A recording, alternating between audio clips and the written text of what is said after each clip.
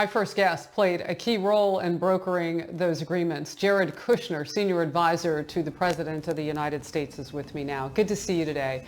Look, I have a lot I want to get to, but let's start with the Middle East and the coverage of that yesterday. What's your reaction to it? First of all, Harris, it's great to be with you, and I remember being with you at the embassy move in Jerusalem when all these same experts who are belittling this deal were saying that that would lead to war and chaos in the Middle East, and that President Trump keeping his promise and recognizing Israel's sovereign right to declare their own capital was something that was, for whatever reason, going to make the Middle East less safe. Well, the opposite's happened. So I think what you've seen over the last 3 years is that the people who, hate President Trump often irrationally have been wrong and continue to be wrong. They said that when President Trump was elected to office that we'd see World War III, but yesterday at the White House we signed 2 peace deals. And just to give context to your audience, the last peace deal that was signed in the Middle East was 26 years ago between Israel and Jordan, and in 72 years of Israel's history they'd signed only 2 peace deals, and then in the last month we've done 2 peace deals in addition to those 2. So again, when President Trump took office, the Middle East was a mess. The so-called experts in Washington had their own way of doing it, and quite frankly their way led to a lot of instability and a lot of failure, which hurt America in the Middle East. And obviously President Trump is creating peace and pushing the region in a much more positive direction. So Jared, I want to get to this because you may not have been watching last hour. On Outnumbered, we had the former House Speaker. He actually talked about you and what's been accomplished. Let's watch. I give Jared Kushner a lot of credit. They developed the very first trip overseas was to Riyadh, where the King of Saudi Arabia brought 54 different countries, largest Muslim gathering ever with an American president.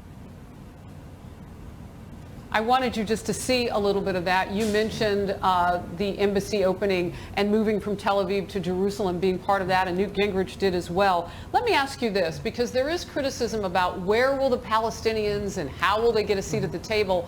What's your take on outreach to them in the future?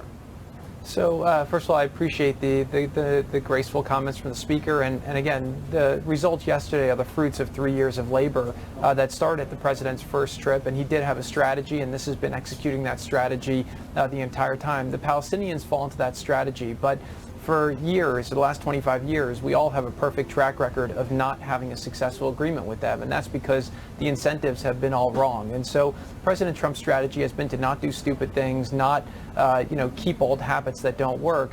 And what he's done is he actually is the first president to outline a realistic vision for what a peace agreement can look like between the Israelis and the Palestinians. And that was a 180-page proposal. It had an economic component where no matter what your religion is or nationality, people want to live a better life, have opportunity. That plan would create 1 million new Palestinian jobs, double their GDP, reduce their poverty rate by 50%. He also was able to get Israel to agree to negotiate on the basis of a map, something that had not happened in 25 years of negotiating, where there was a public map that Israel agreed to negotiate on the basis of. So what I would say is that we've moved the ball much closer to the hole.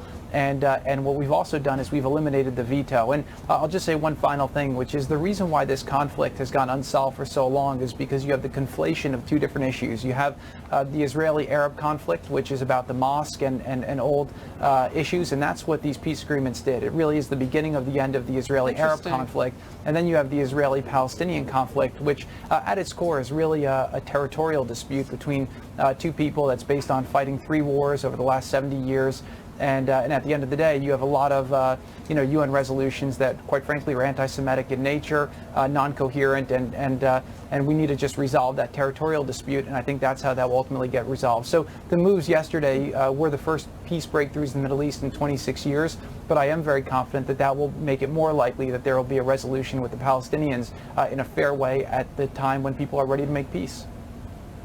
Boy, I tell you, it's great to get your take on some of the things that have not been talked about yet, particularly with regard to the Palestinians and how that will come. I mean, Hamas stands in the way and always has, but to know what could come down the pike for them is really interesting. Jared Kushner on the program for the first time today. Thank you very much. I appreciate your time, your expertise, and you being on Outnumbered Over Time. Thank you, Harris. It's an honor to be with you.